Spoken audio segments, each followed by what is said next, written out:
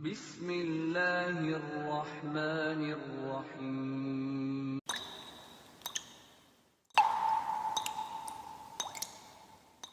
Khusyuk.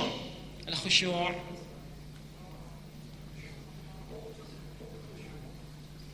Apa itu khusyuk? Apa itu khusyuk? Fokus, sungguh-sungguh. Ada lagi yang lain? Konsentrasi. Kita selama ini sering keliru memahami sesuatu itu. Khusyuk itu bukan fokus, bukan konsentrasi, bukan serius. Kalau khusyuk diartikan konsentrasi, tidak ada yang mampu sholat dengan khusyuk. Bahkan Nabi pun tidak akan khusyuk. Karena pernah satu kali Rasulullah sujud, Hasan Husain naik ke pundaknya. Karena tahu Hasan Husain itu naik, dilamakan sujudnya sengaja untuk menyamankan mereka bermain. Kalau khusyuk diartikan fokus, konsentrasi, berarti Nabi saat itu sedang tidak konsen. Jelas ya? Baik. Nah, khusyuk itu bukan fokus, bukan konsentrasi. Khusyuk itu diterjemahkan dalam bahasa Arabnya dengan arti at-tawadhu' wal khudu', atau al-khudu' wat tawadhu'. Al-khudu' wat tawadhu'. Sudah bertambah kosakata bahasa Arabnya? Kosakatanya sudah bertambah? Ingat setiap pertemuan dengan saya selalu ada kosakata ya? Insyaallah. Ayo malu pada anak-anak di Arab tuh, kecil-kecil sudah bisa bahasa Arab. Antum sudah 60 tahun juga masih belum bisa aja. Ya. Teruskan dulu, bagaimana paham Quran? Al-khudu' wat tawadhu'. Al-khudu' itu artinya kepasrahan total. Pasrahan total. Khudu'. Wat tawadhu', tawadhu' itu kerendahan hati. Jadi khusyuk itu adalah kepasrahan jiwa dan raga secara total yang disertai dengan sifat kerendahan hati. Kepasrahan jiwa dan raga secara total yang disertai dengan sifat kerendahan hati. Definisinya dulu. Bagaimana dalam hal prakteknya? Ternyata Bapak Ibu sekalian, khusyuk itu dalam fikih salat itu dibagi kepada 3 bagian. Ada 3 fase. 1, khusyuk saat akan sholat, sebelum sholat, persiapannya sesaat sebelum sholat. Yang kedua, khusyuk saat sholat. Dan yang ketiga, pasca sholat atau setelah sholat, sesaat setelah sholat. Pasrahan jiwa dan raga secara total yang disertai dengan kerendahan hati ditunjukkan dengan 3 fase ini: sebelum sholat, saat sholat, dan pasca sholat. Kita akan fokus pada yang ini dulu. Ternyata sebagian orang memahami khusyuk itu hanya sebatas saat sholat. Tapi nas Al-Quran dan hadis Nabi SAW menunjukkan kepada kita ternyata proses khusyuk itu dimulai sejak saat akan sholat. Dimulai sejak saat akan sholat. Bagaimana petunjuk yang pertama? Lihat ayat 46-nya Al-Baqarah. Tadi ayat 45 dan 46-nya. Wasta'inu bis-sabri was-salah wa innaha lakabiratun illa 'alal khashi'in. Jika punya persoalan, maka minta tolonglah pada Allah dengan cara ikhtiar, dengan sabar dan salat. Sulit salat itu dilakukan kecuali bagi orang khusyuk. Siapa mereka? 1. Perhatikan. Alladzina yadhunnuna annahum mulaqu rabbihim. Alladzina yadhunnuna annahum mulaqu rabbihim. 1 dulu ini. Kedua, wa annahum ilaihi raji'un. Ayat 46. Perhatikan sini. Orang khusyuk itu siapa mereka? Alladzina yadhunnuna, yaitu orang-orang yang sebelum sholat, bukan saat sholat. Orang-orang yang sebelum sholat, yadhunnuna, dia telah sangat merasakan annahum mulaqu rabbihim, dia akan bertemu menghadap kepada Tuhannya. Di ciri orang khusyuk itu sebelum sholat dia sudah punya rasa, sudah akan yakin menghadap, memenuhi undangan Allah, menghadap kepada Allah Subhanahu wa taala. Baik, tadi azan apa artinya? Baik, telinga secara bahasa ya, didengar oleh kita. Secara fikihnya panggilan Allah untuk menghadap kepadanya. Nah, orang khusyuk itu saat dia akan sholat ditunaikan, mendengar panggilan itu, dia sudah merasa, oh sekarang sudah diundang oleh Allah. Oke, sudah diundang oleh Allah. Nah, sekarang saya tanya pada Bapak Ibu sekalian, sekarang jam 9 lewat 2 menit. Kalau kita jam 10, alhamdulillah, jam 10 kita diundang oleh Pak Gubernur untuk insya Allah brunch, breakfast and lunch. Ya. Nanti, nggak sekarang puasa ya, membawa bekal brunch misalnya, baik. Dikasih sembako, diundang sekaligus audiensi. Kira-kira pakai baju kayak gini atau ganti? Naikkan tawarannya, diundang presiden jam 12 di Istana Negara, kita akan berangkat, ganti seperti ini atau gini saja? Ganti baju, pakai minyak wangi, kalau perlu 5 meter sebelum datang sudah tercium kan? Dan jangan lupa bawa proposal yang belum tentu dikabulkan. Kalau antum bertemu dengan sosok manusia saja, bertemu dengan manusia saja, persiapan kita sudah sedemikian bagus adanya, dijadikan kita siap-siap dengan baik, parfumnya baik, pakaiannya baik dan sebagainya, yang permohonan kita belum tentu dikabulkan. Kenapa ketika dipanggil oleh Allah penampilan kita biasa-biasa saja? Karena itulah ciri orang khusyuk ketika dipanggil oleh Allah. Apa persiapannya? 1. Al-A'raf ayat 31, Quran surat 7 ayat 31. Ya bani Adam khudhu zinatakum 'inda kulli masjid. Wahai anak cucu Adam, setiap engkau mau ke masjid, dalam konteks ini mau salat, setiap mau salat kenakan pakaian terbaikmu. Khudhu zinatakum, subhanallah, diundang Allah. Diundang Allah. Diundang oleh Allah, akan dikabulkan permintaan kita, dimaafkan kalau salah, diampuni kalau berdosa, dan subhanallah sehari minimal diundang 5 kali. Ada nggak bupati ngundang kita sehari 5 kali? Nggak ada. Allah mengundang kita sehari 5 kali, ingin mengabulkan setiap permohonan kita, ingin memaafkan kita, mengampuni setiap dosa kita. Hadisnya berlaku, salat antara satu dengan yang lainnya bisa menjadi kafarat antara dosa-dosa yang dilakukan di antara itu. Hadis riwayat Muslim nomor hadis 233. Jelas di situ. Oke. Sekarang kita sudah diundang, kata Al-Quran langsung ini, setiap memenuhi undangan Allah, ya bani Adam, wahai anak cucu Adam, khudhu zinatakum, kenakan pakaian terbaikmu, inda kulli masjid, setiap akan memenuhi undangan Allah Subhanahu wa taala, khususnya di masjid. Jelas sampai sini? Jadi orang khusyuk itu dari pakaiannya sudah kelihatan. Kalau bapak tidak percaya, ibu tidak percaya, silahkan mulai keluar dari sini, saat akan sholat zuhur, penampilan kita bedakan. Antum pakaiannya ganti dengan bagus, kenakan minyak wangi yang baik misalnya, itu akan lain sholatnya. Demi Allah saya katakan, akan lain sholatnya. Rasakan akan bertemu dengan Allah Subhanahu wa taala. Saya kalau pulang dari sini hari Ahad, lewat ke satu tempat itu seringkali menangis Pak Ibu. Orang untuk musyrik saja di hari Ahad, itu pakaiannya bagus-bagus. Pakai batik, ibunya pakai kebaya, anaknya dibawain mainan, dikuncir 2, dikepang jalan-jalan kan, itu mau musyrik. Antum sudah diberikan nikmat Islam, sudah dekat dengan Allah, dipanggil penampilan biasa-biasa saja. Kadang-kadang maaf ya, main bola dengan sholat pakaiannya sama, jalan-jalan dengan sholat pakaiannya sama, kadang-kadang bergambar, malaikatnya juga bingung, di depan Sule, belakang Ayu Ting Ting, gimana maunya tuh. Subhanallah, mohon maaf ya.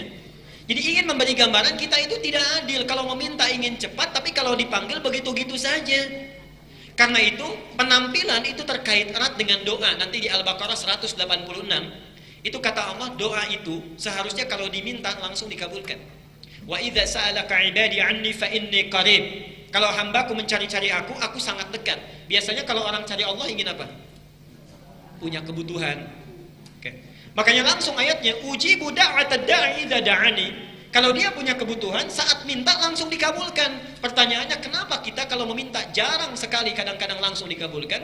Falyastajibuli. Syarat kalau ingin cepat dikabulkan doa, respon seruan Allah dengan cara terbaik.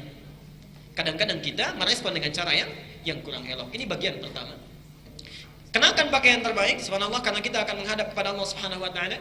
Imam Malik rahimahullah, itu jangankan mau sholat, ingin memberikan fatwa membaca hadis, itu mandi dulu, pakai kenakan jubah yang paling bagus, pakai minyak wewangian dan sebagainya ya. Kalau di jalan ditanya tentang hadis, itu nggak akan jawab sebelum wudu dulu. Wudu pakai pakaian terbaik. Kenapa? Beliau menyampaikan, saya ketika menyampaikan hadis seolah-olah merasakan bersama Rasulullah dan mempertanggungjawabkan perkataan saya. Apalagi bertemu dengan Allah. Yang kedua, orang khusyuk sudah siap dengan pakaiannya. Yang kedua, dia sempurnakan wudunya, berwudu. Dalilnya Quran surah 5 Al-Maidah ayat ke-6. Ya ayyuhalladzina amanu idza qumtum ilas shalah faghsilu wujuhakum wa aydiyakum ilal marafiq, dan seterusnya ayat. Wahai orang-orang yang beriman, apabila kalian ingin menyempurnakan salat, begitu terjemahnya. Ya. Di qumtum itu dari kata qama.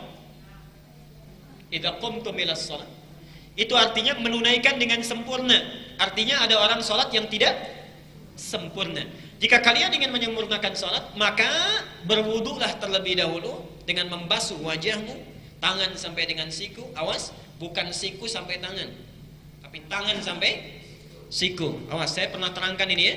Jadi wudunya tidak ada lagi yang dari siku ke tangan, kerannya dibuka dari siku ke tangan, tidak. Yang dimaksud dari tangan ke siku baru dialirkan.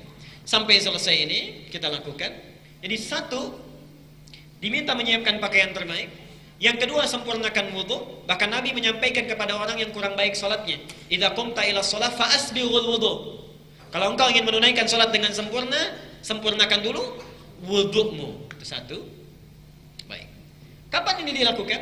Dan kenapa ini mesti dilakukan? Lihat sini. Ini persis dilakukan maksimal saat azan. Saat azan. Allahu Akbar, Allahu Akbar. Langsung kita siapkan pakaian terbaik. Kemudian wudu kita sempurnakan dengan baik. Kapan dilakukan? Saat azan. Jadi coba saling bekerja sama ya ibu bapak sekalian. Bagi ayah yang di kantor pulang, kadang-kadang kan suka lupa sholat demikian saja. Ya ibunya yang menyiapkan pakaiannya. Sholat terkait erat dengan kebahagiaan. Yakin pada saya kalau anak benar sholatnya itu akan terbuka kecerdasannya. Kadang-kadang orang tua lupa, pulang dari sekolah pakaian seperti itu saja. Bapak ibu siapkan pakaian terbaiknya, bimbing wudunya dan sebagainya. Satu ini. Sekarang dulu. Baik. Kenapa ini penting dilakukan? Karena kita akan berjumpa dengan Allah, menghadap kepada Allah. Kemudian, nah ini kaitannya. Wa annahum ilaihi raji'un. Ini ciri yang ketiga. Di orang khusyuk sebelum salat, dia pakai pakaian terbaik, siapkan wudu dengan baik. Dan yang ketiga, perhatikan di sini. Kenapa kita mesti mengenakan pakaian terbaik dan wudu dulu dengan sempurna? Wa annahum ilaihi raji'un. Maaf, kalau ada orang yang meninggal dunia apa yang diucapkan? Wa inna ilaihi raji'un.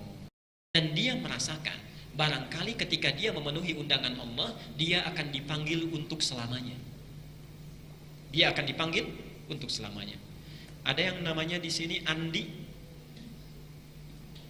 Mudah-mudahan tidak ada. Kalau ada maksud saya akan saya ganti. Oke. Pak Andi sudah dipanggil Allah. Apa artinya? 3. Antum dipanggil Allah 5 kali sehari.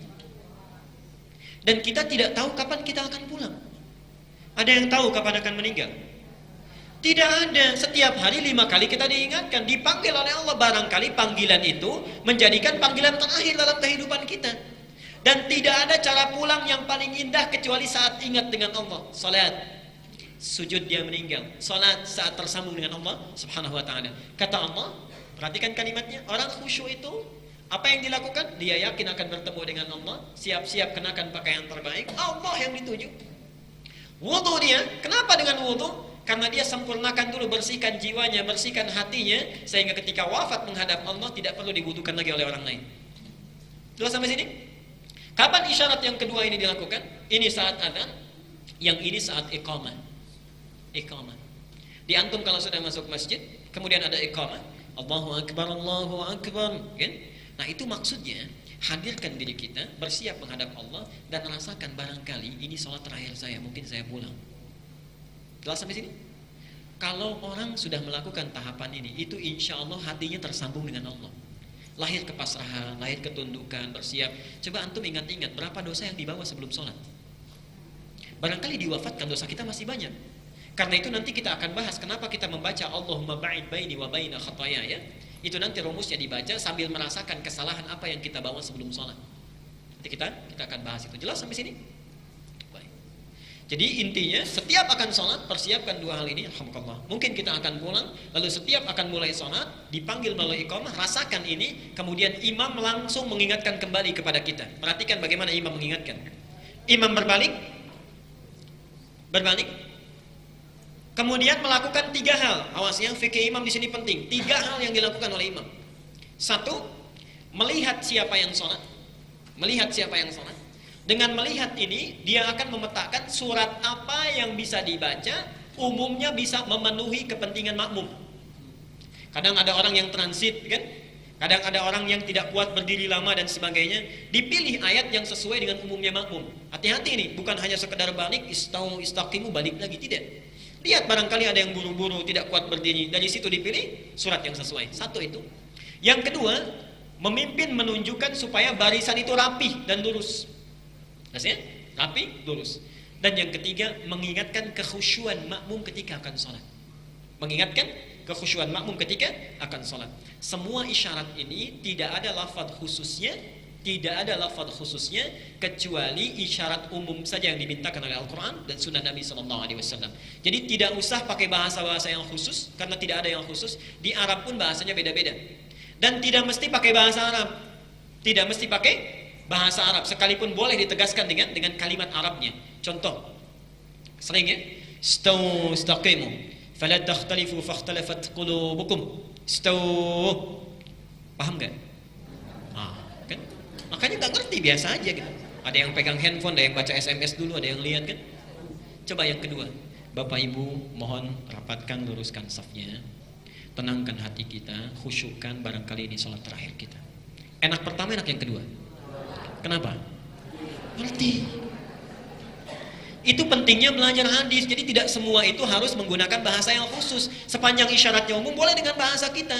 Di Arab pun macam-macam sekarang. Subhanallah, saya terakhir itu di sana, bahkan di sebagian di Makkah, di Masjid bin Baz, wilayah Aziziyah, setelah Mahbas Jin itu. Saat kami sholat di sana, itu imamnya berbalik.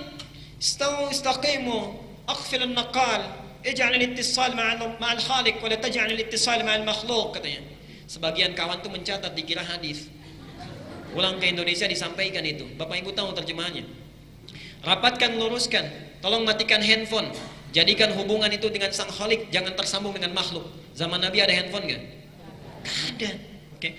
Disilakan berbalik, rasakan itu, kemudian tegaskan. Setelah kita mengucapkan khusyukkan, baru boleh istaqim. Balik. Jelas sampai sini? Baik. Alhamdulillah.